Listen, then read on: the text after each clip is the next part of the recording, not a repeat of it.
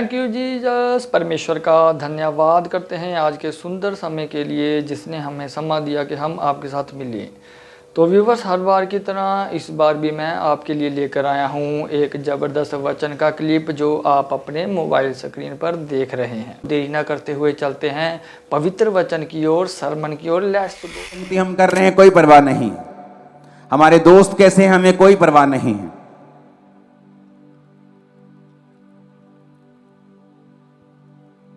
अगर आपको याजक परमेश्वर कहता है तो उसकी जिम्मेवारियां भी परमेश्वर ने रखी हैं।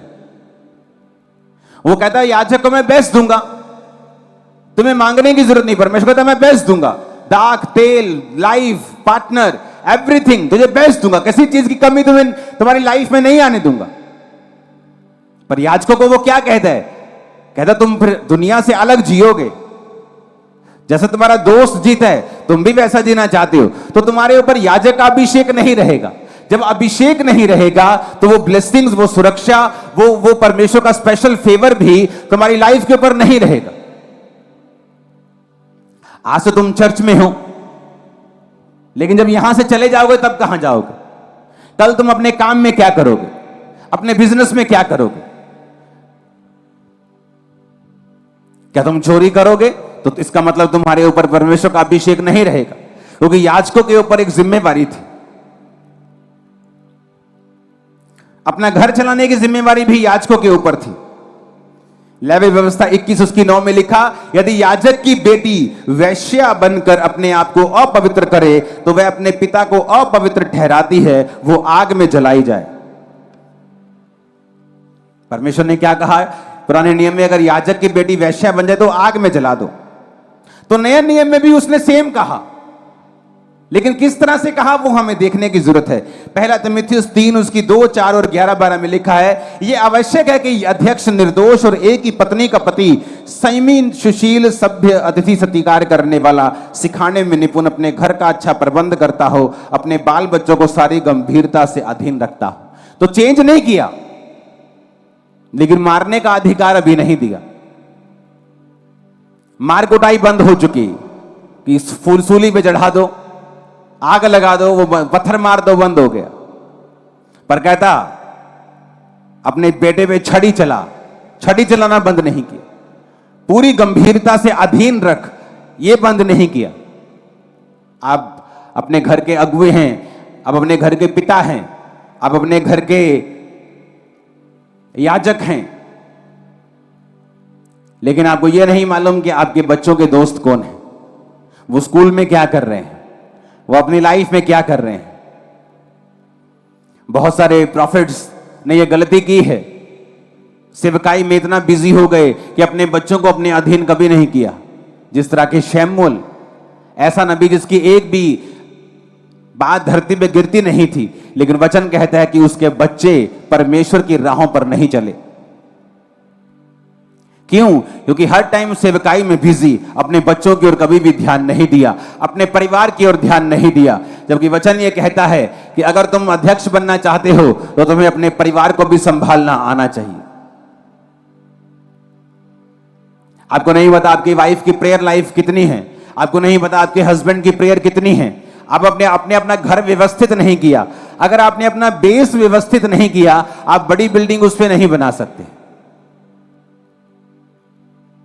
आपने अपने घर के माहौल को ऐसा नहीं किया कि सब प्रार्थना कर सकें। हर बंदा अपने में बिजी है और संडे के संडे हम चर्च चले जाते हैं। ये उत्तम रास्ता नहीं है और ये सही रास्ता नहीं है। बाइबल कहती है एली के बच्चे जो थे वो लुच्चे थे, व्यभिचार करते थे भवन में। और बाइबल कहती है एली आता था, बोलता था, ए बच्चों तुम गलत करते हो। ऐसे होते ना ठंडे माँ बाप, अपने बच्चों को समझाते रहते, बेटा ऐसा मत करो। लेकिन तब भी परमेश्वर ने सजा दी, जबकि परमेश्वर ये चाहता था कि एली वहां पे गरम रहे, डंडा उठाए, उनकी नानी याद करवा दे, उनको बेइज्जत करे।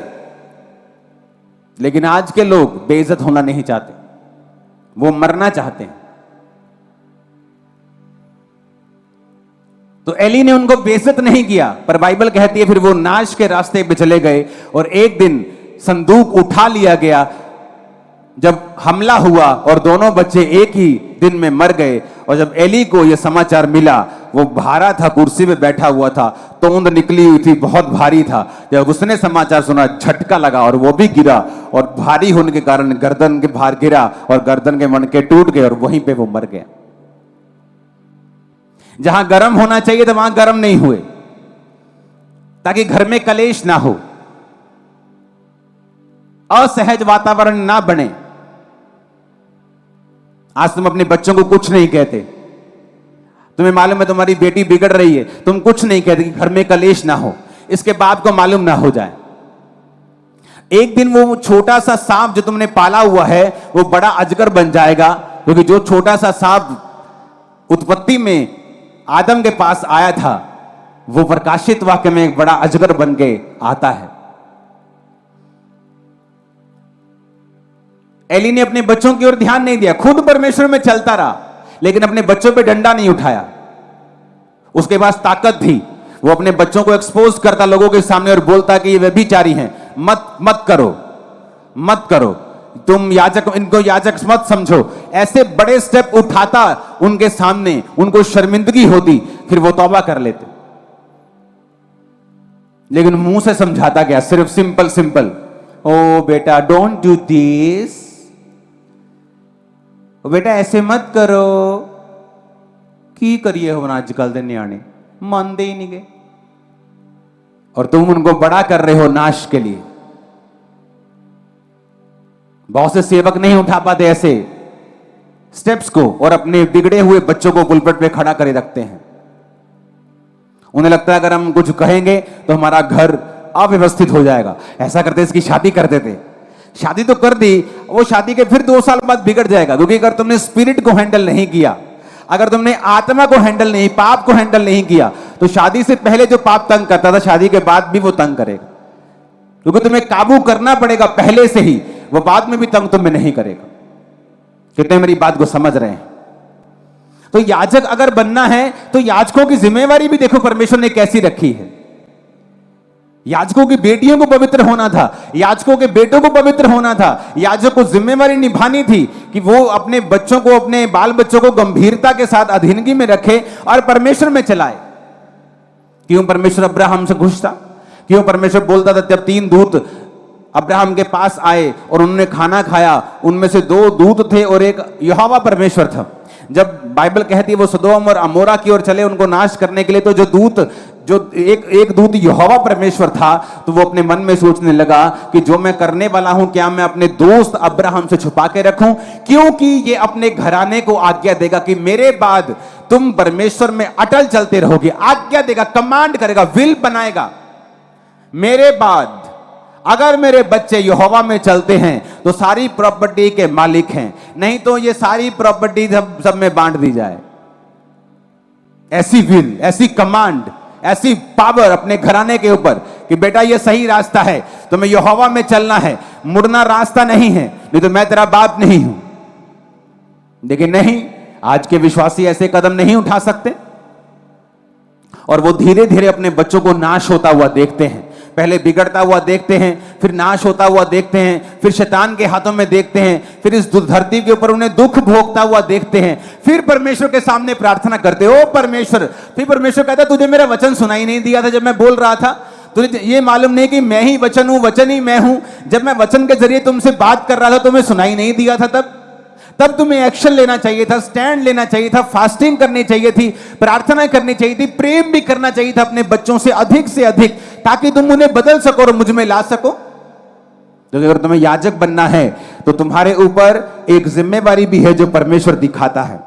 जीसस, परमेश्वर का धन्यवाद करते हैं आज के सुंदर सुंदर वचन के लिए। तो व्यूवर्स, हर बार की तरह इस बार में मैं आपके लिए लेकर आया हूँ एक जबरदस्त वचन जो आप अपने मोबाइल स्क्रीन पर देख रहे हैं। तो ये वाला वचन आपको बदलने की सामर्थ्य रखता है। तो चलते हैं, देरी ना करते हुए अपने आत्मिक पिता को सुनते हैं। Let's go.